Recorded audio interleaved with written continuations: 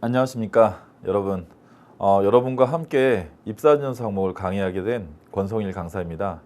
저는 여러분들하고 입사지원서에 대한 전반적인 내용을 강의하려고 하고요. 여러분들이 사실 회사를 입사할 때 가장 첫 번째 관문이 입사지원서인데, 여러분이 입사지원서를 어떻게 하면 잘 쓸 수 있고 또 회사에 어필이 될 수 있을지 같이 한번 생각해 보는 시간을 갖겠습니다. 여러분들이 처음에 딱 쓰시면 막막할 수도 있고 뭐부터 써야 될지 모를 수도 있고, 또 때로는 자꾸 왜 내가 떨어지지? 이런 생각을 하실 수도 있습니다. 그래서 여러분들이 아시는 부분도 있을 거고 또 처음 이 수업을 듣는 분도 계실 건데, 같이 한번 생각해 보면서 어떤 부분이 인사 담당자한테 잘 어필이 되고 또 그 부분이 여러분들을 잘 보여줄 수 있는지 그 부분을 강의하도록 하겠습니다. 저도 디스플레이 회사에서 약 15년간 근무를 했고 또 지금 현재 공기업에서 면접관을 하고 있습니다. 이런 경험을 살려서 여러분들이 입사지원서를 잘 작성하고 꼭 합격될 수 있도록 그렇게 도움을 드리도록 하겠습니다.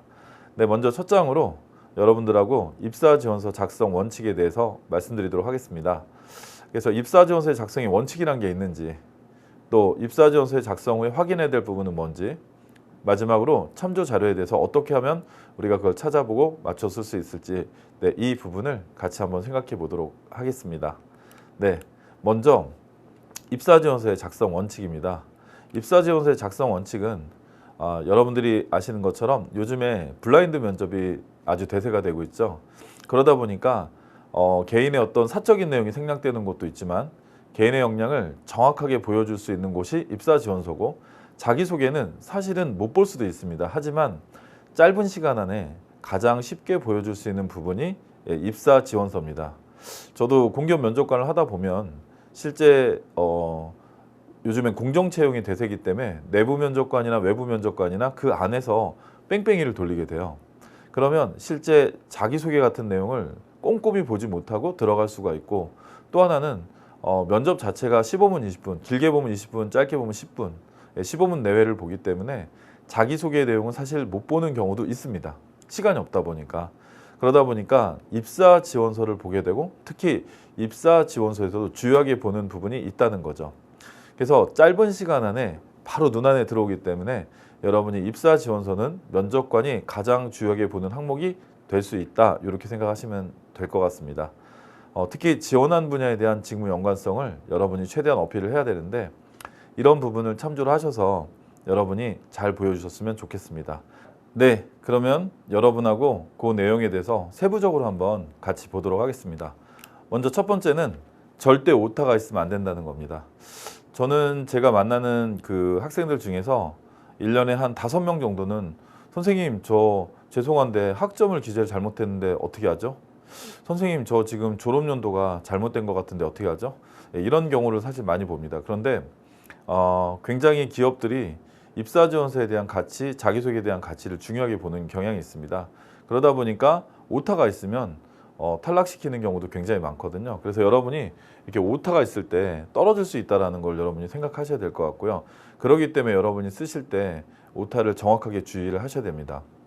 내가 나중에 면접을 갔는데 이 면접에서 회사 이름을 잘못 기재했다든지 아니면은 학점을 잘못 기재했다든지 하는 건 기업에서는 사실 성의 부족이라고 생각할 수 있기 때문에 여러분이 그런 사소한 부분도 잘 신경을 썼으면 좋겠습니다.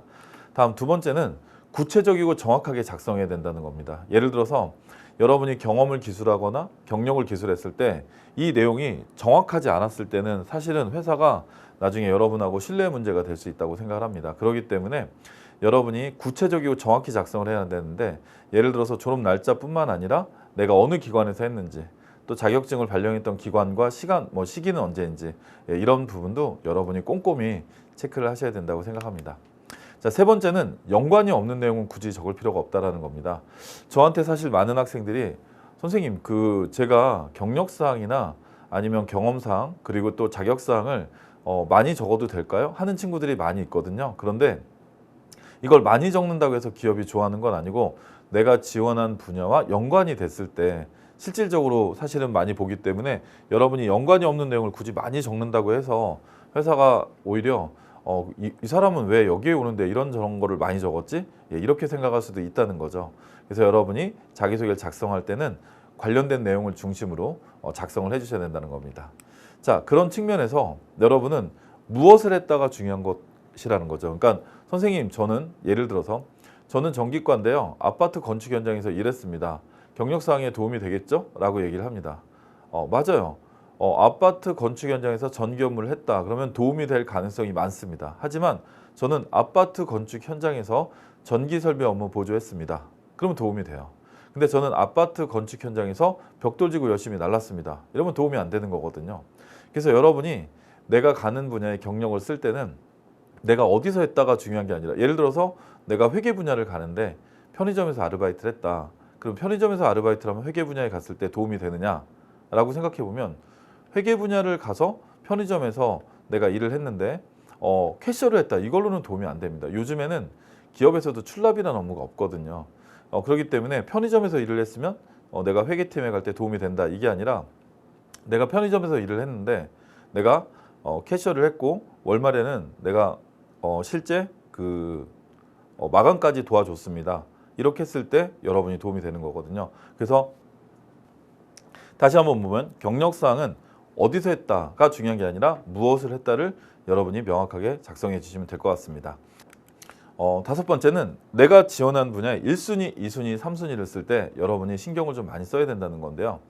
예를 들어서 내가 입사 지원서를 넣었을 때 회사가 이번에 1순위가 몰리면 1순위가 끝나고 2순위, 3순위로 여러분을 부를 수도 있거든요. 그래서 여러분이 자기소개하고 입사 지원서에서 1순위, 2순위, 3순위를 쓸 때는 내가 지원한 분야와 연관되게 여러분이 써주시는 게 더 좋을 거라고 생각을 하고요. 그런 부분을 통해서 여러분들이 자기소개를 통해서 입사 지원서를 통해서 면접에서 잘 어필을 했으면 좋겠습니다.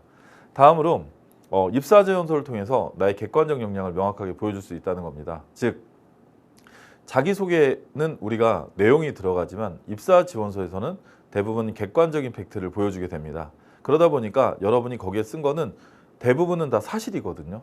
우리가 신경 써야 될 거는 딱 경력사항, 교육사항, 이 내용 외에는 뭐 자격증도 사실이고 집 주소도 사실이고 대부분 사실이거든요. 그렇기 때문에 회사는 여러분들의 객관적, 이 사람이 어느 정도의 객관적 역량을 가지고 있는지를 경험, 경력, 그리고 여러분들의 교육사항을 보고도 알 수 있다는 겁니다. 그렇기 때문에 이러한 내용들을 고려해서 여러분이 작성해 주시면 좋을 것 같습니다. 자, 다음으로 입사 지원서를 평가 시 어떤 항목을 평가하는지 여러분하고 같이 보려고 합니다.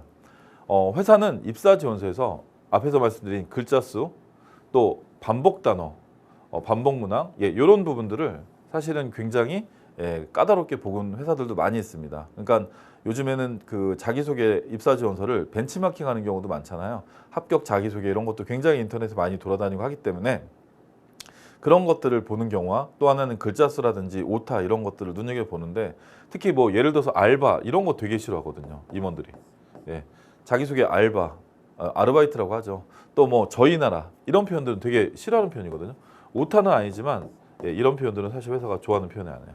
그리고 이제 또 하나는 표절 검사에서 여러분이 이제 맞춤법이라든지 띄어쓰기라든지 또 비속어라든지, 그리고 이제 인적사항 같은 경우 NCS는 기재를 하지 않기 때문에 만약에 NCS를 기재를 하면 여러분이 탈락될 수가 있습니다. 그래서 여러분이 이렇게 맞춤법이라든지 띄어쓰기라든지 속어라든지 이런 것들에 대한 것들을 표절하는 검사를 하고, 이게 요즘에는 AI가 자동으로 하는 회사도 많이 있습니다.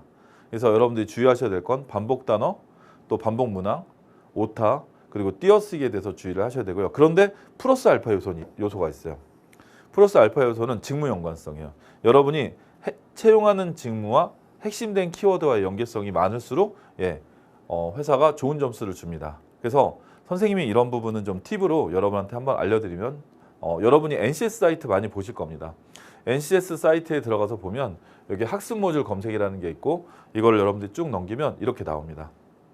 학습 모듈이 딱 나오는데 어떤 부분이 플러스 알파 포인트가 되냐면, 여러분이 이렇게 쭉 다양한 분야가 있는데 그 분야에서 제가 한번 예를 들어서 한번 보겠습니다. 내가 인사 분야를 지원한다. 그럼 인사 분야를 지원하면 우리가 이제 금방 윈도우에서 찾을 수 있죠. 경영회계 사무, 여기를 딱 클릭을 하면 보통 인사 이렇게 나옵니다. 금방 여러분이 찾을 수 있습니다. 클릭해서.